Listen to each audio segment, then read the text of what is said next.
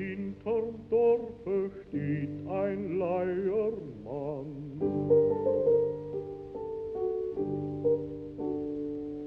Und mit starren Fingern dreht was kann.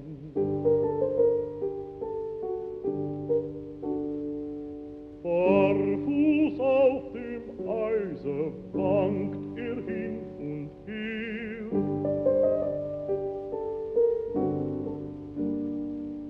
Und sein kleiner Teller bleibt ihm immer leer.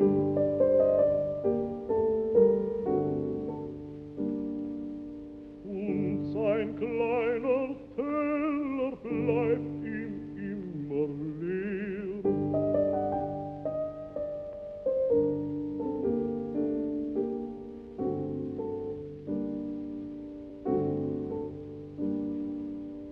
Keiner mag ihn hören, keiner sieht ihn an.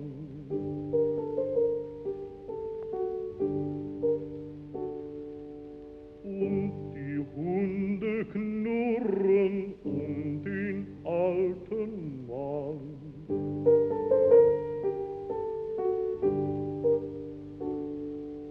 Und lässt es gehen, alles wie es will.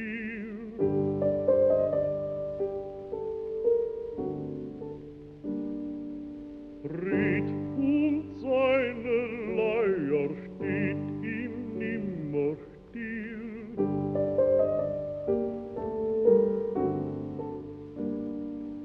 Red und seine Leier steht ihm nimmer still.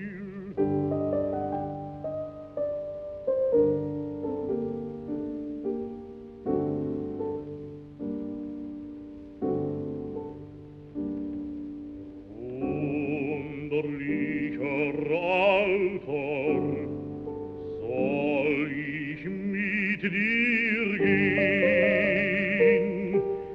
Willst du meinen Liedern deine Leier drehen?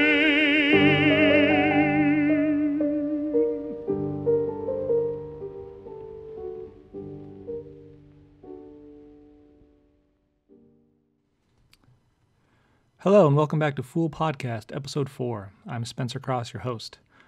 Our intro music was the final song in Schubert's song cycle Die Vente Raisa. The song is Der Leiermann, or The Organ Grinder. We'll talk about it more at the end of the show. Anyway, welcome back. It's been some time since our last episode. We're going to talk about a lot today, beginning with the Merchant of Venice in the Old Testament. We're going to cover a lot of hairy subjects and specific subjects, so I wrote down a lot of notes. It might sound a little more scripted than usual, but I want to make sure I got everything correct. It's an ongoing project, and thank you for bearing with me. Quickly, some housekeeping items. I want to give a shout out to everyone on the subreddit r/Shakespeare. They're a deep thinking and supportive bunch.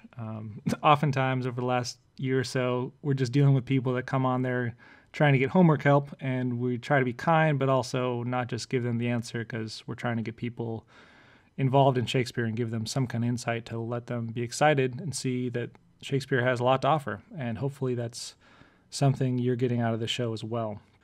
Second, thank you to my small but loyal group of subscribers. I know this content isn't for everybody. It's a pretty niche subject, but I appreciate you taking the time to listen to this old fool. Personal news, I just finished my Bachelor's of Arts in the Humanities, and hopefully I'll be able to begin my master's program as soon as possible. I don't want to lose the momentum, and I'm eager to finish as soon as I can. If you know any good online schools that are looking for a professor in the humanities, let me know. I'm open to any consideration that you think might be good. I'll be posting a link in the description to a college course I just composed on the Merchant of Venice. It was this last class I took. It was our final project, and it's on my blog. I'll post a link to it there. It's not something that you would get credit for, obviously, but if you're curious and want to do more study on the Merchant of Venice, this might be an avenue. I'd say the class is about 80% at where I'd want it to be. There's a few things I'd like to change. I had to sort of put it in the constraints of the class requirements, but maybe you enjoy it. If you do, let me know. Comment here or on the blog. I do hope to create another class on measure for measure and possibly one on literary theory soon, and I would hope to actually teach those classes in college. Anyway, moving on to the episode itself. One question I've been dancing around with for this series on the Merchant of Venice is, can we investigate a subject thoroughly in order to salvage a piece of art? So that would be a piece of art that maybe we don't understand, but if we did understand it, it would be better than we realized. That's not to say that all art is good. There's plenty of art that's not good, and you not liking it might just be that it's not a good piece of art. But you not liking it might also be you don't quite understand it. There might be some misconceptions. We've gone over in previous episodes how Merchant of Venice is subject to a lot of misinterpretations or interpretations that just don't go deep enough, and that's a lot of what I've been trying to do here. And to get specific, here are some of the things that people think about the play Merchant of Venice. I think we've covered some of it before, but let's just review. One, they think it's one of Shakespeare's lesser works. It's not as good as the other ones. Or it's a problematic mixture of tragedy and comedy, so-called problem play. Or it's anti-Semitic, or at least plays on deep prejudice to Semitic peoples. It's morally vague. Here's a fun one. Because of its inherent anti-Semitism, we should move past it, perform it less, or ban it outright, as many people have recently advocated. Or, to paraphrase Harold Bloom, it's an indication that just this once, Shakespeare was a man of his time. In the time between the broadcast of the last podcast and this one, Professor Bloom has actually passed away. You may know him, you may not. He made a huge contribution to the Western canon, and especially Shakespeare. He wrote many, many books on all of that. And his books are honestly pretty decent. I don't agree with everything he said, but I definitely wish I could have salvaged this play for him, because he thought it was one of the only times that Shakespeare partook in the prejudices of his time. And I thought it would have been really neat if I had been able to finish my book, to be able to give to him and say, look, I think you are mistaken, respectfully, and perhaps he would have been convinced. He was a smart man, seemed like he was relatively open-minded. He had some strong views that this play was anti-Semitic. He has something of a famous quote, was, one would have to be blind, deaf, and dumb to not see the inherent anti-Semitism of the play.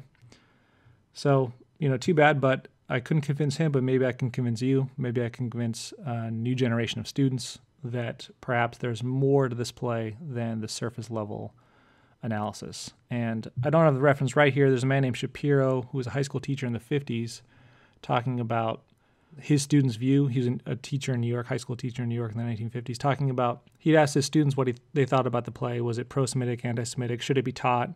Almost all of them said it should be taught, that it's not anti-Semitic. And one of his students had the insight that, well, Shakespeare couldn't have done like an overt defense of the Jewish peoples at that time. That wouldn't have been, one, it wouldn't have been politically feasible, but also that sort of literal overt art is not what you're looking for in a classical mode of expression.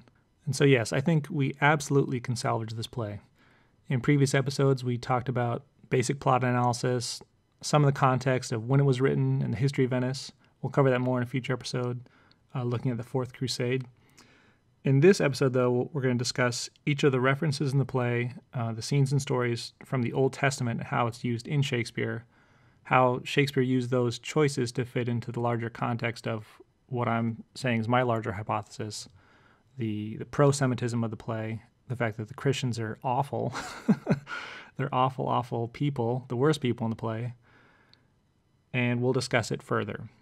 So these podcasts, I think I've mentioned before, but they're eventually going to be incorporated into a book I'm writing, hopefully part of a larger series on the problem plays. So starting with Merchant of Venice, then covering Measure for Measure, because that's a really good one as well. And the tentative title for that book is Oh, the Humanities. If you know any good book publishers, also let me know. So before we get into the depth of the Old Testament, let me just say as a caveat that I make no claim of explaining these stories as they relate to the Old Testament or Judaism in itself. And if you have comments, please let me know. I'll discuss the actions of the characters in the play as it relates to my view of the policies of their religions. It should be kept in mind that it is generally considered the case that the audience of Shakespeare's time was well versed in the Old and New Testaments, probably much more so than an audience of today. So the layers of reference that Shakespeare would use are going to be more significant than you might recognize. So it's my inkling that they would have seen it more clearly, and that's all the research I've seen. I don't have any references for you, but they all seem to think that as well, that all the layers would have landed more efficiently and with more depth. So it is important to keep that in mind. Okay, so we're going to start with Jacob and Esau. This is a very rough outline, a very rough summary. If you want the full depth, you should read the whole thing. And this is in Genesis. So Isaac was the son of Abraham, the man considered to be the father of the big three religions in the Western tradition, Judaism, Christianity, and Islam. Isaac's wife was barren, and Isaac asks God for help. God tells Rebekah, 2 nations are in thy womb, and 2 manner of people shall be separated from thy bowels. And the one people shall be stronger than the other people, and the elder shall serve the younger. Jacob and Esau were born. They were struggling in the womb. Esau comes first, and Jacob comes second, holding Esau's ankle on the way out.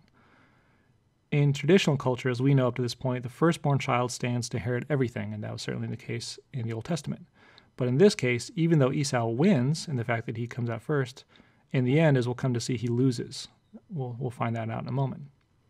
So even though Esau is physically stronger, he is outmatched with the strength of Jacob's cunning and intellect.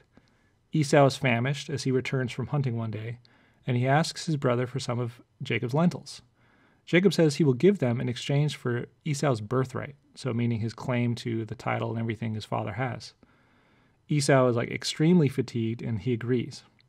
Jacob later pretends to be Esau to obtain the blessing of his dying father Isaac. He accomplishes this by wearing the hide of an animal and using his mother's prepared food to appear as though he is Esau, returned from the hunt. Isaac is deceived and gives the disguised Jacob his blessing, so that further cements his claim to the inheritance. Esau declares he will kill Jacob after he finishes mourning the death of his father. So Jacob flees.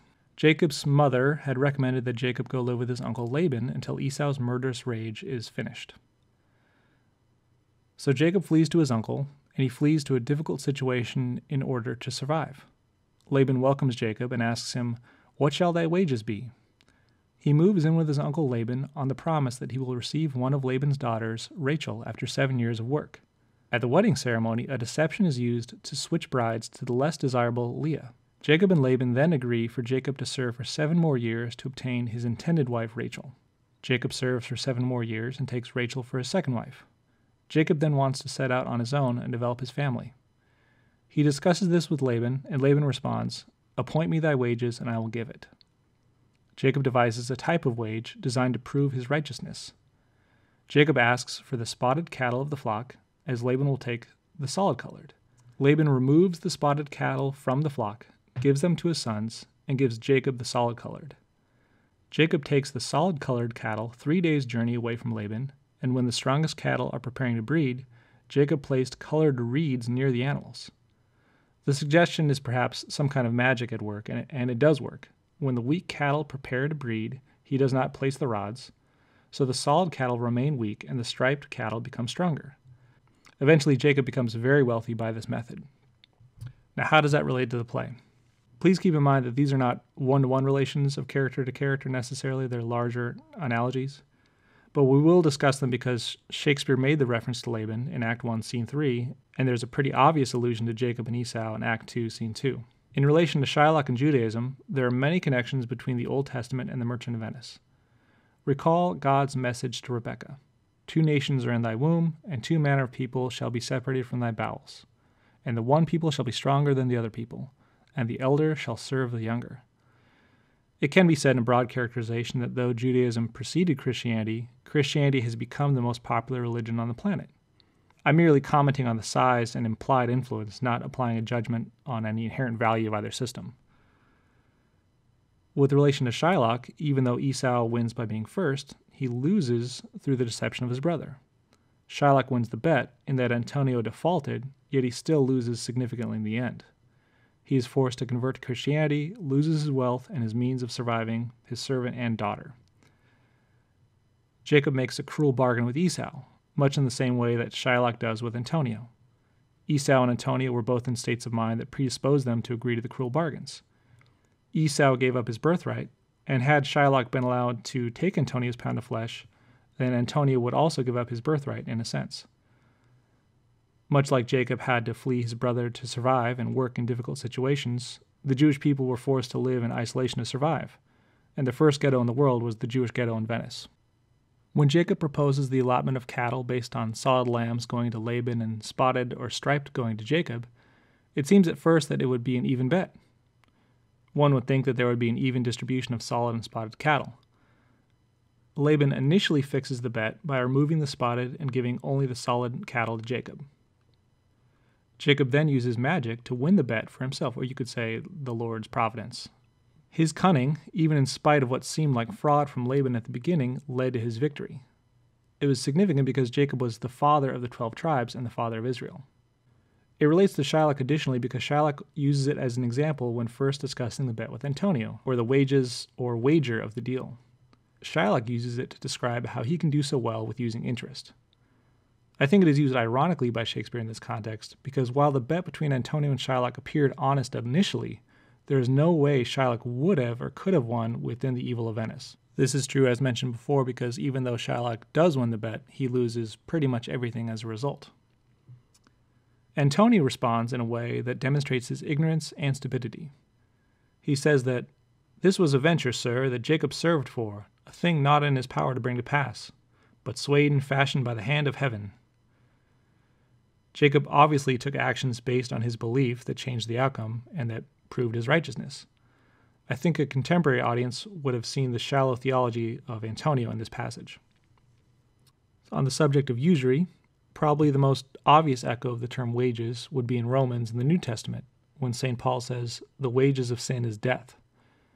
If we broaden our focus for a moment and look at the relationship of the characters in the play as viewed through their own ideology, it may aid us to corroborate our hypothesis.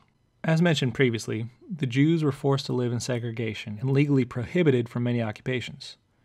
This resulted in moneylending being a very common occupation for the Jewish people. Christianity at that time had banned usury, which just means lending at high interest, believing it to be a sinful manifestation of greed and envy. But since there were often many Jewish people in a community engaging in usury as an occupation, Christians could occasionally engage in it. In Act 1, Scene 3, Shylock says, "Methought you said you never lend nor borrow upon advantage." Antonio responds, "I do never use it," in a discussion that is entirely predicated upon his using it. It could be said that had Portia not intervened, and Shylock had followed through with killing Antonio, then the wages of his sin, Antonio's sin, would have been his death. Since Venice was a city of evil Christians, what I consider, the opposite happened. Evil was reinforced, and the only, I would say, decent or principled main character, even though he has tons of flaws, Shylock, lost. So evil won, was reinforced, and probably the best character in the play, Shylock, lost. It is worth reiterating in the context of the usury discussion that Shylock offered the loan to Antonio without additional usurious interest. Shakespeare is subtly undercutting the view that Jewish people only seek profit.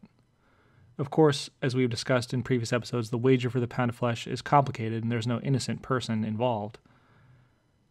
Additionally, during the Act 4 trial scene, Shylock is offered a huge sum to forfeit the bet, but he refuses to do that. Moving on to Lancelot Gobbo. There is a lot to say about Gobbo, with two possible references to the Old Testament. Lancelot Gobbo uses his hair as a beard in an imitation of Jacob's pretending to be Esau. Gobbo uses it comically, but also as part of his motive to gain his father's favor. Gobbo's father is blind like Isaac and is out of wits. Gobbo is a type of fool, but also foolish, ungrateful, and goes against the advice of his conscience. So the author John F. Andrews, in his piece Textual Deviancy in The Merchant of Venice, it's a good work, I recommend it, he describes the two most likely sources for Gobbo's name. In the source material for The Merchant of Venice, the most likely source, it's called Il Pecorone, you can read it online, there was no clown and certainly no one resembling Gobbo in the source material. We'll probably cover that text in a future episode. But according to Andrews, the first source for Gobbo is a statue. In Venice, there is a statue of a hunchback supporting the laws of the city called Il Gobbo de Rialto. Gobbo means hunchback. It was created roughly 80 years before Merchant of Venice was written and was the place where laws were declared. So people would stand on top of the statue and declare any new laws. Some have said that it was, perhaps symbolically, the foundation of Venetian law. It could additionally mean that the city was built on the suffering of others, like the hundreds of years it took to build a city, the literal foundation of the city, and or the suffering of others. That is, hunchbacks are considered others and could be analogous to the financial service that the Jewish population provided, since they are seen in this play to suffer and are a other. So it could be a literal and a figurative foundation of the city. So still referencing Andrews here, there are variations on the spelling of Gobbo across the different folios of Shakespeare's work, and even discrepancies within each folio between stage direction and spoken names. So Andrews quotes Mahood, who is a more modern author, who suggests that it was often printed as Giobbo or Job, the Italian version of Job, like the book of the Old Testament, Job. So for that context, we should say that we've talked in previous episodes about the relation of high and low comedy, that, for instance, Portia uses prose in contrast to meter in the rest of the text, so that's analogous in some way to high and low comedy, but generally low characters are the less significant characters, high characters are the primary characters. So in this play, the low characters you might think of as Gobbo, Jessica, maybe Lorenzo. In Measure for Measure, it might be Lucio, Elbow, and Pompey. And Shakespeare will generally use the main themes, the high characters, and recast it in a different way in the low characters, either tilting it or inverting it to provide another type of voice in the composition. So how specifically does the Book of Job relate to the Merchant of Venice? Caveat here, this is going to be a pretty crude, nutshell, almost Cliff Notes version of Job. If you want the full thing, obviously you should read the whole thing and think about it, but I'm not an authority on this. If I'm wrong, please comment and correct me, we'll have a discussion about it. So Job is an upright man of God. He serves the Lord and is blessed. Satan tells God that he is only a man of God because God has provided him health, wealth, and happiness. God permits Satan to challenge Job to test his faith. Job loses everything and keeps his faith. He refuses to switch masters by denouncing God. His faith is temporarily shaken, and he does wish to challenge God, but ultimately resolves to seek the answers in order to do so. So Gobbo is a literal servant who does not serve, at least not well. According to Shylock, he is terrible at his job. And Gobbo does not honor his master, because he seeks to leave his master to serve his master's enemy. If we add the hunchback image, then Gobbo is literally not upright. He cruelly deceives his father for no apparent reason, even making his father think he's dead. He leaves his master in order to obtain more wealth and prosperity, going from someone who lives a principled life to one who lives a far less principled life. He does this after a discussion between good and evil, or his conscience and his fiend. He sides with the fiend. He sides with evil. So he is a non-upright man who does not serve his Lord, who sides with Satan in order to forsake his Lord and choose a life of evil. I would say within reason that he is the exact opposite of Job. I don't think I've mentioned before the concept of consilience, that if multiple hypotheses can be proven using various metrics, it tends to be more correct than if you only have one mode of inquiry. For instance, if you have a murder suspect, it is a more likely conviction if you have a confession, physical evidence, and multiple sources of testimony versus having just one of those. I say that because I've been trying to throw every hypothesis at this play to see if it supports or does not support my overarching hypothesis. Quickly, some quick observations regarding two characters in the Old Testament. Regarding Portia, my claim is that Portia uses a deception during the casket scene similar to the wedding day deception from Laban to Jacob. Regarding Jessica, I think it would be fair to say that her main action in the play is to dishonor her father and mother. Let me close with a thought experiment. Based on what we know of the characters, what do you think would have been the result had the wager been Antonio and Shylock been reversed? What if Antonio had wagered that he could pay back the sum of 3,000 ducats in 3 months, and if he succeeded, he could cut a pound of flesh of Shylock? Let's imagine that Shylock loses this gamble and is faced with the prospect of paying his lost wager with a pound of flesh. Would Portia, as impostor lawyer, vigorously defend the life of Shylock? How would Gratiano, Bassanio, and the rest act? Based on everything we see from their actions in the play, I think it's safe to assume that they would welcome his death with joy. That's it for this show. It is still a work in progress. Thanks for listening. I may do 2 more episodes on The Merchant of Venice. We'll see. I keep adding. One, a short episode with a fun interactive puzzle on the logic behind the casket scene. It would involve you printing out or typing out some of the instructions and solving the puzzle with me.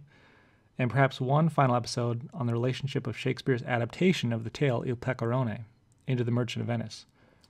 If you want to work ahead, it's a fun little experiment to compare Il Pecorone to Shakespeare's Merchant of Venice and see how different they are. You'll see a ton of commonality in the plot, but there's a lot of differences, and those differences I think are pretty interesting. So just a couple of teasers on that. Bassanio, the character who is Bassanio, was from Florence. Portia set her own rules, so there's no father, there's no chess game, but the rules were that the suitors would have to successfully sleep with her to win her hand in marriage and her fortune. But we'll talk more of that soon, or maybe not soon. Also, we'll probably discuss some new discoveries in relation to the casket scene, further indications that Portia rigged the game, and maybe some more on the history of Venice, how Merchant of Venice might be seen as an adaptation of the Fourth Crusade. So I'll close you out with Schubert's song Der Leiermann, which we played at the beginning. It's the last song in his song cycle called Die Vente Raisa. This version is performed by an artist in the European Archive under a public domain license on museopen.org. I would highly recommend you listen to the whole piece of music while looking at the original German text alongside the translation. As with pretty much any piece of art, you need to look at each part in relation to the whole, and also look at the whole thing. If you're looking for a great project, take any of Schubert's 3 major song cycles, so that's Die Vente Raisa, Die Schöne Müllerin, or the Schwanengesang, and study them alongside the translation. So since this is a podcast, I'll give you the English for the last song that I'm about to play. For extra credit, listen to it with the translation. Der Leiermann, the title, can either mean the hurdy-gurdy man or the organ grinder. You can look up a hurdy-gurdy. It's kind of an interesting instrument, but I've put organ here. I think it might provide a little bit better visual. You can imagine someone playing an old accordion. So again, thank you for listening. Here's the translation of Der Leiermann. There, beyond the village, stands an organ player. With numb fingers, he plays as best he can.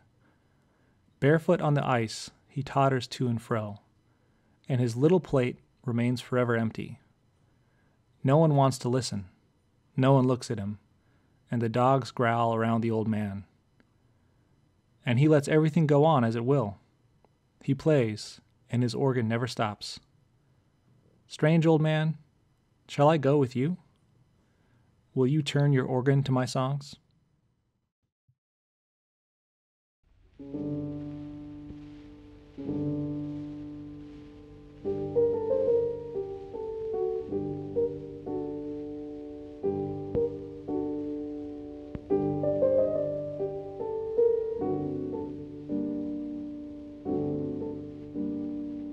Drüben hinterm Dorfe steht ein Leiermann.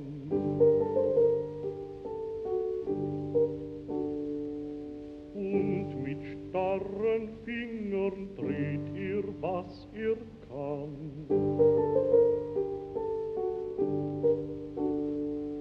Barfuß auf dem Eise wankt hin und her.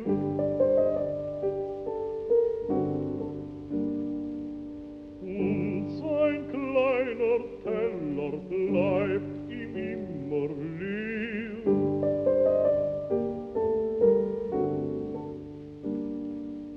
Und sein kleiner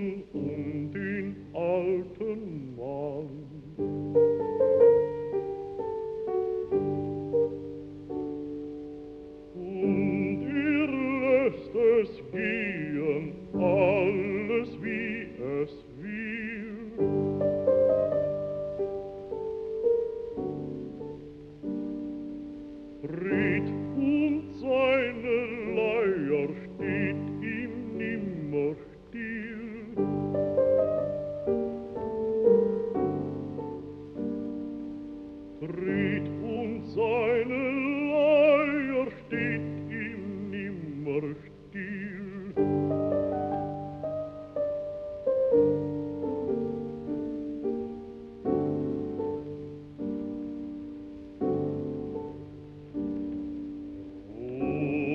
Wunderlicher